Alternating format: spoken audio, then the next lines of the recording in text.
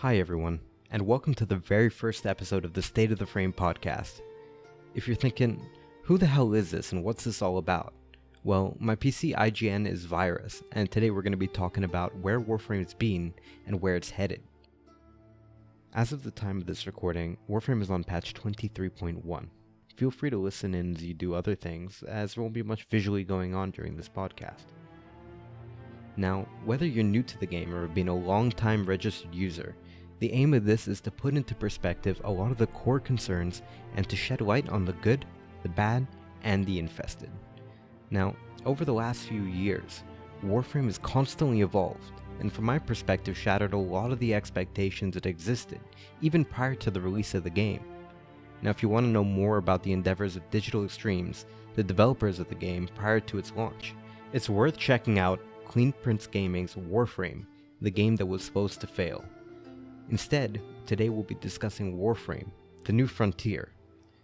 If you've never heard the famous quote from John F. Kennedy, he said, "We stand today on the edge of a new frontier, the frontier of unknown opportunities and perils, the frontier of unfilled hopes and unfilled threats."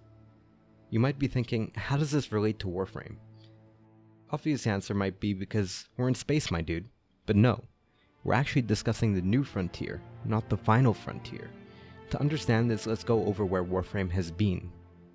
When Open Beta went live on March 25th of 2013, Digital Extremes had a very base concept of what the game was created to be. The player base was small, but they had something exceedingly rare, because this initial group of players had set the stage upon which Warframe stands today. Many of them had backed the game through the Founders Program and shared the game with friends or family despite there being a severe lack of content at that time. They weren't sharing hype though. They were sharing their hopes, their aspirations for what this game could one day become. There's several issues, however, with hope and embarking on a journey in which the end user, which is us, have no concept of how our hopes would be realized and the threats that would be met along the way. What if Warframe did fail? Well, Digital Extremes had already understood early on in their development that the main priority in maintaining their loyal and hopeful player base was to continually expand on the initial offering. Patch after patch they did.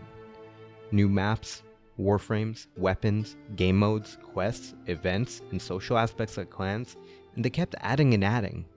If I were to list all of the additions to this game between 2013 and today, I guarantee I could easily publish a book. Not everything has been well received.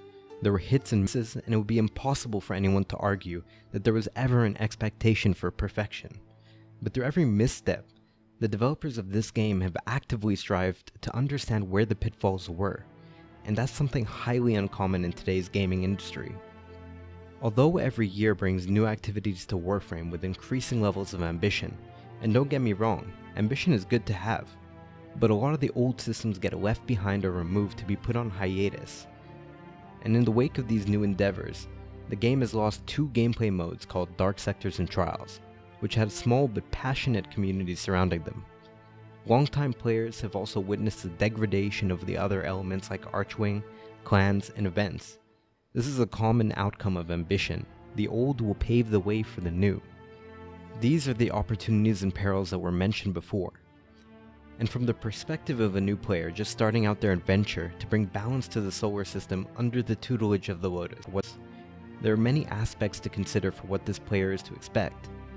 Warframe has a deep learning curve, and although the majority of the community are often very friendly and helpful, the new players have to turn to outside resources in order to glean an understanding not only of the core concepts, but the complexities that come with a game that has been ongoing development for 5 years.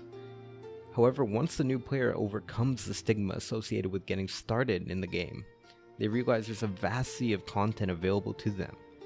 And when they look at this, they're looking from the shoreline outwards upon a sea of content. The path has already been outlined by the pioneers who had explored the world that exists only within Warframe, and it's been well documented by the members of the community through resources like Warframe Wiki.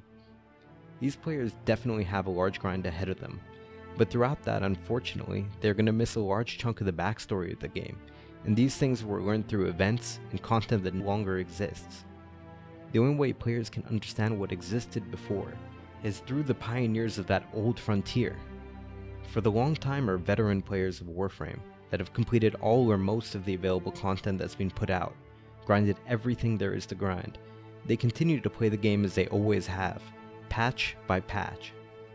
Over the course of the last year, the game has taken a dramatic shift in their development, straying away from debatably faster and larger patches of content to optimize and update features such as their engine, user interface, and create new ways to play the game such as the Plains of Eidolon, and an upcoming open world update taking place in Venus titled Fortuna. For these players, they still seek the ever-ambitious new frontier, but because they've already conquered all that came before, there's a lack of content for them to actively participate in without being burnt out. This rationality creates the concept of neglect, but if you're one of the players that I've just described, I want to renew you with some hope. The same hope I had the day I signed into Warframe for the first time. The same unfilled hope we continue to have towards the game that we love. Because why else would we be here if we were anything other than passionate towards the game? Yes, the release of weapons and Warframes have slowed down, but honestly that's okay. If we're currently at a limitation of Master Rank 25 at the time that this podcast goes live, and if you believe that Master Rank of 30 signifies a conclusion to what we're all passionate about, why be in a rush for that? Nevertheless, a common concern, which is more realistic to have, is that it has been over 240 days since the last new in-game event, and outside of the new events, there was no collective goal for clans other than Dark Sector and Solar Rail systems, which were removed from the game, and that was quite some time back now. It's easy to understand when you look through the eyes of a player that has been playing for a long time, why feelings of indignation may be setting in. But to those of you that feel that way, I would love the opportunity to share with you my own personal thoughts on the matter. Warframe's content updates have slowed down over the last year, but I feel that the game is evolving into something entirely new. A game not solely where grinding, the new and shiny addition to one's arsenal, is considered the end game. Although it seems content has been slowed down or delayed, scrapped, or put on hiatus in some case, I have a strong belief that, and I know this might seem overly optimistic, but something great lies ahead. Every year the developers continue to shock and surprise the player base at TennoCon, and this year was no different. If development of actual gameplay elements is ramping up behind the scenes, and the focus is shifting at the Office of Digital Extremes, then we might begin to see some truly spectacular content in the year to come.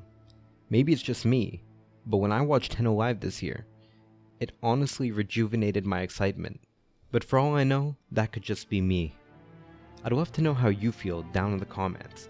Tell me your thoughts on the future of Warframe, as we move ever closer to venturing out again onto a new frontier. Thanks for joining me today on the very first podcast over here at State of the Frame. If you liked this podcast, feel free to drop me a like. It costs you nothing. And if you didn't like it, leave me a dislike. If you want to see more in the future, just drop a subscribe. Hopefully I'll catch you all on the next podcast. Take care.